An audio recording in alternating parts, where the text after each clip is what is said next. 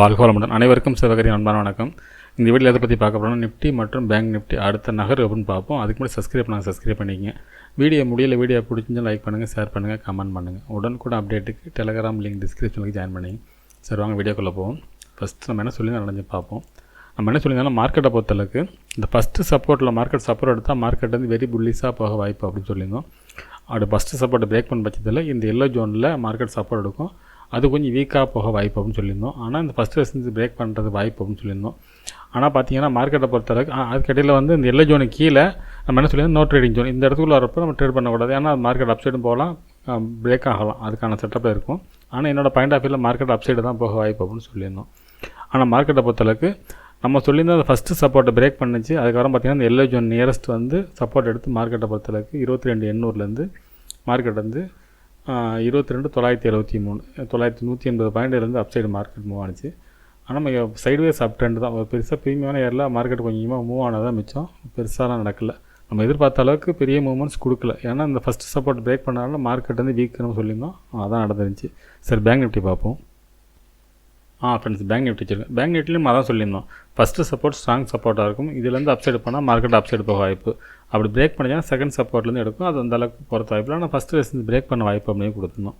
ஆனால் மார்க்கெட்டை பொறுத்தளவுக்கு பார்த்தோம்னா நம்ம சொல்லியிருந்த ஃபஸ்ட்டு சப்போர்ட் பிரேக் பண்ணாங்க. ஆனால் செகண்ட் சப்போர்ட்டுக்குள்ளே வரல.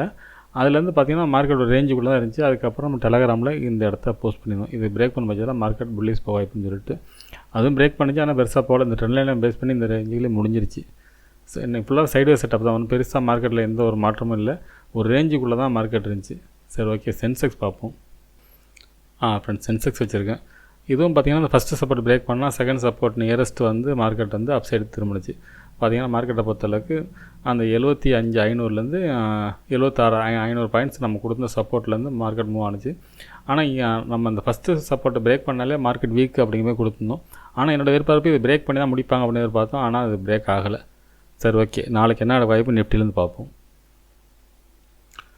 ஃப்ரெண்ட்ஸ், நிஃப்டி சார்ட் வச்சுருக்கோம். ஃபஸ்ட்டு எழுதி ரிமூவ் பண்ணிவிடுவோம். இப்போ டே கேண்டில் பார்ப்போம். ஃப்ரெண்ட்ஸ், டே கேண்டில் வச்சுருக்கேன். இப்போ இந்த டே கேண்டில் பொறுத்தளவுக்கு பார்த்தோம்னா மார்க்கெட்டை பொறுத்தளவுக்கு இந்த ட்ரெண்ட் லைன் பிரேக் பண்ணி மார்க்கெட் மேலே தான் முடிச்சிட்டாங்க. அதாவது கீழே வந்துட்டாலும் க்ளோசிங் பார்த்திங்கன்னா ட்ரெண்ட் லைனுக்கு மேலே தான் இருக்குது. இதுபடி பார்த்திங்கன்னா மார்க்கெட் அப்சைடு பொறுத்த வாய்ப்பு. என்னோட ஹையை பிரேக் பண்ண பட்சத்தில் மார்க்கெட்டை பொறுத்தளவுக்கு இந்த ரெட் கேண்டிலோட ஹை வரைக்கும் பொறுத்த வாய்ப்பு இருக்கும். இந்த ரெட் கேண்டிலோட ஹையை பிரேக் பண்ணால் தான் அடுத்தது புல்லிஸு. அதுக்கடுத்து இந்த ரேஞ்சு இந்த ரெட் கேண்டில்னு சொல்கிறத விட இந்த 23,240 தான் டே கேண்டில் செட்டப் படி. இந்த இடத்த பிரேக் பண்ணால் மட்டும்தான் மார்க்கெட் அடுத்த மூவ்மெண்ட்ஸ் இருக்கும். இது டே கேண்டில் செட்டப் படி வந்து மார்க்கெட் வந்து புல்லிஸ்க்கான செட்டப்பில் தான் முடிச்சிருக்காங்க. சரி, ஓகே, 15 மினிட்ஸில் பார்ப்போம். ஃப்ரெண்ட்ஸ், 15 மினிட்ஸ் வச்சுருக்கோம். இப்போ பார்த்தோம்னா ஃபஸ்ட்டு ரெசிஸ்டன்ஸ் பார்த்தோம்னா 22,992. அதுக்கடுத்து பார்த்திங்கன்னா 23,094. சப்போர்ட் எடுத்தோம்னா 22,800 அப்படிங்கிறது ஃபஸ்ட்டு சப்போர்ட்டாக இருக்கும். அதுக்கடுத்து பார்த்திங்கன்னா 22,725 இன்றைக்கி போன லோ. சரி, ஓகே, இது என்ன மாதிரி மூவ்மெண்ட்ஸ் இருக்குன்னு பார்த்தோம்னா என்னோடய பாயிண்ட் ஆஃப் வியூவில் இந்த ஃபஸ்ட்டு சப்போர்ட் ஃபஸ்ட்டு ரெசிஸ்டன்ஸுக்குள்ளே தான் மார்க்கெட் இருக்கிறதுக்கான வாய்ப்பு தான் ஃப்ரெண்ட்ஸ் அதிகமாக தெரியுது. இது மார்க்கெட்டை பொறுத்தளவுக்கு நாளைய மார்க்கெட் சைடே செட்டப்பில் இருக்கிறது வாய்ப்பு அதிகமாக தெரியுது. இந்த இடம் வந்து நோ ட்ரேடிங் ஜோன், இது நோ ட்ரேடிங் ஜோன். இதுக்குள்ளே வந்தாலும் மார்க்கெட் எந்த டைரெக்ஷனில் பிரேக் ஆகுது அந்த சுச்சுவேஷனில் தான் நடக்கும். அதுபோல் இந்த இடத்துக்கு வந்தாலும் இந்த லைனை பிரேக் பண்ண மார்க்கெட் அந்த அப்சைடை எப்போ எதிர்பார்க்கலாம்னா இதுக்கு மேலே தான். அதாவது 23,000 தாண்டினா மட்டும்தான் மார்க்கெட்டில் நம்ம அதாவது செகண்ட் ரெசிஸ்டன்ஸ் 23,100 இது பிரேக் பண்ணால் மட்டும்தான் மார்க்கெட் வந்து அப்சைடுக்கான செட்டப்பாக இருக்கும். அதேபோல் இந்த லோவை பிரேக் பண்ணால் ஃபால் இருக்கும். அப்படி இல்லாத பட்சத்தில் இந்த ரேஞ்சுக்குள்ளே இருக்கிறது தான் ஃப்ரெண்ட்ஸ் வாய்ப்பு அதிகம். என்னோடய பாயிண்ட் ஆஃப் வியூவில் மார்க்கெட் வந்து ஒரு ரேஞ்ச் மேலே கீழேயுமா ரேஞ்ச் பவுண்டாக இருக்கிறதுக்கான வாய்ப்பு தான் ஃப்ரெண்ட்ஸ் ரொம்ப அதிகம். சரி, ஓகே, பேங்க் நிஃப்டி பார்ப்போம். ஃப்ரெண்ட்ஸ், பேங்க் நிஃப்டி வச்சுருக்கோம். ஃபஸ்ட்டு எழுதி ரிமூவ் பண்ணிவிடுவோம். இப்போ டே கேண்டில் பார்ப்போம். ஃப்ரெண்ட்ஸ், டே கேண்டில் வச்சுருக்கேன். இப்போ இந்த டே கேண்டில் பொறுத்தளவு பார்த்தோம்னா இதுவும் பார்த்திங்கன்னா இந்த ட்ரெண்ட் லைனுக்கு வெளில வரல. ஆனால் நிஃப்டியை பொறுத்தளவுக்கு இந்த ட்ரெண்ட் லைனுக்கு மேலே க்ளோசிங் இருக்குது. ஆனால் பேங்க் நிஃப்டியை பொறுத்தளவுக்கு ட்ரெண்ட் லைனுக்கு வெளில தான் உள்ளுக்குள்ளே தான் இருக்குது. இப்போ நாளைய மார்க்கெட் வந்து இந்த ட்ரெண்ட் லைன் பிரேக் பண்ண பட்சத்தில் இந்த ஹை வரைக்கும் போகிறதுக்கான வாய்ப்பு அதிகம். இது டே கேண்டில் படி. சரி, ஓகே, 15 மினிட்ஸில் பார்ப்போம் நடக்க வாய்ப்புன்னு. ஃப்ரெண்ட்ஸ், 15 மினிட்ஸ் வச்சுருக்கேன். இப்போ பார்த்தோம்னா ஃபஸ்ட்டு ரெசிஸ்டன்ஸ் பார்த்தோம்னா இன்றைக்கி போன ஹை தான் 49,328 அப்படிங்கிறது ஃபஸ்ட்டு ரெசிஸ்டன்ஸ் இருக்கும். அதுக்கடுத்து பார்த்திங்கன்னா 49,482 செகண்ட் ரெசிஸ்டன்ஸாக இருக்கும். அதுபோல் சப்போர்ட் எடுத்துட்டோம்னா 48,814 அப்படிங்கிறது ஃபஸ்ட்டு சப்போர்ட்டாக இருக்கும். அதுக்கடுத்து பார்த்திங்கன்னா 48,525 செகண்ட் சப்போர்ட்டாக இருக்கும். இது வந்து நேற்றோட லோ, இது வந்து இன்னையோட லோ. சரி, ஓகே, இது என்ன மாதிரி மூவ்மெண்ட்ஸ் வாய்ப்புன்னு பார்த்தோம்னா நிஃப்டி மாதிரி தான். இது வந்து ரேஞ்சு பவுண்ட் தான். இதுவுமே பார்த்தோம்னா இந்த ரேஞ்சுக்குள்ளே தான் இருக்கும். இந்த ஃபஸ்ட்டு ரெசிஸ்டன்ஸ் ஃபஸ்ட்டு சப்போர்ட்டுங்கிறது ஒரு ஸ்ட்ராங் ஐட்டமாக இருக்கும். இதுக்குள்ளே இருக்கிறது வாய்ப்பு அதிகம். செகண்ட் ரெசிஸ்டன்ஸை பிரேக் பண்ணால் அப் சைடு போக வாய்ப்பு இருக்கும். அதுபோல் செகண்ட் சப்போர்ட்டை பிரேக் பண்ணால் மார்க்கெட்டில் நம்ம ஃபால் இருக்கும். அது வரைக்கும் மார்க்கெட்டை பொறுத்தளவுக்கு இந்த ரேஞ்சுக்குள்ளே இருக்க தான் வாய்ப்பு அதிகம். என்னோடய பாயிண்ட் ஆஃப் வியூவில் மேலே தொட்டால் கீழே வரும், கீழே தொட்டால் மேலே வரும். அந்தமாரி ஒரு ரேஞ்சுக்குள்ளே இருக்கிறதுக்கான வாய்ப்பு தான் ஃப்ரெண்ட்ஸ் அதிகமான செட்டப்பில். இப்போ நிஃப்டி அப்படி தான் இருக்குது, பேங்க் நிஃப்டி அப்படி தான் இருக்குது.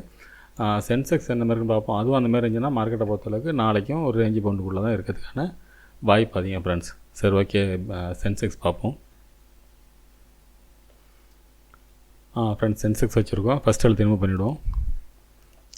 இப்போ டே கேண்டில் பார்ப்போம்.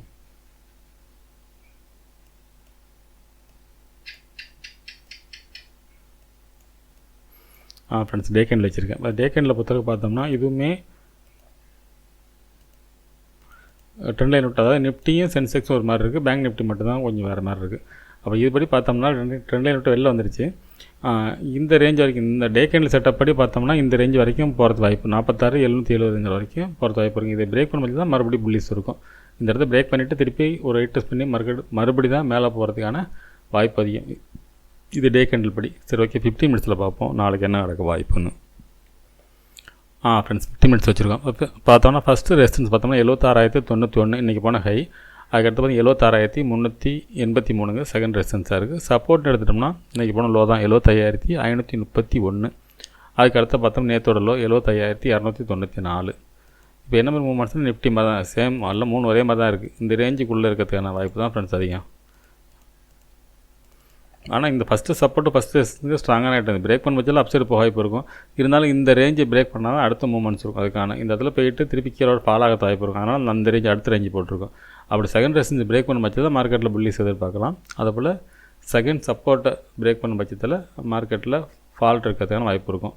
அதுக்கு இல்லாத பட்சத்தில் மார்க்கெட்டை பொறுத்தளவுக்கு இந்த ரேஞ்சு மேலே தொட்டால் கீழே வரும், கீழே தொட்டால் மேலே போகும். இந்தமாரி இருக்க செட்டப் தான் ஃப்ரெண்ட்ஸ் அதிகமாக தெரியுது. ஒருவேளை ஒரு பெரிய கேப் அப் இருந்து ஃபஸ்ட்டு 5 மினிட்ஸ் செகண்ட் ரெசிஸ்டன்ஸை பிரேக் பண்ண பட்சத்தில் 3லேயுமே நம்ம நிஃப்டிலலாம் சொல்ல எல்லாத்துலேயுமே அந்தமாரி இந்த இதை பிரேக் பண்ண பட்சத்தில் மார்க்கெட்டில் மறுபடி ஒரு புல்லிஸ் எதிர்பார்க்கலாம். அப்படி இல்லாத பட்சத்தில் இது இந்த ரேஞ்சுக்குள்ளே இருக்கிறதுக்கான வாய்ப்பு தான் அதிகமாக தெரியுது. என்னோடய பாயிண்ட் ஆஃப் வியூவில் இந்த செட்டப்புக்குள்ளே தான் இருக்கும். அதாவது ஃப்ளாட்டாக ஓப்பன் ஆனால் மார்க்கெட்டை பொறுத்தளவுக்கு இந்த ரேஞ்சுக்குள்ளே தான் இருக்கும். ஒரு கேப் அப்போ கேப் டவுன் இருந்தால் தான் கொஞ்சம் இதாக இருக்கும். அதாவது கேப் டவுன் இருந்து இது நான் நோ ட்ரேடிங் ஜோன் இந்த இடத்துல வர்றப்ப மார்க்கெட் வந்து ஒரு செட்டப் வச்சு அப் சைடு திரும்புறதா இல்லை டவுன் சைடு திரும்புறதாங்கிற முடிவு பண்ணுற இடமா இருக்கும் இந்த இடம்லாம். அதனால் இந்த இடத்துலலாம் நம்ம வந்து அந்த சூழ்நிலைக்கு தந்தாப்புல தான் நம்ம முடிவு பண்ணுற மாதிரி இருக்கும் ஃப்ரெண்ட்ஸ். சரி, ஓகே ஃப்ரெண்ட்ஸ், அடுத்த வீடியோவில் சந்திப்போம். நன்றி, வணக்கம்.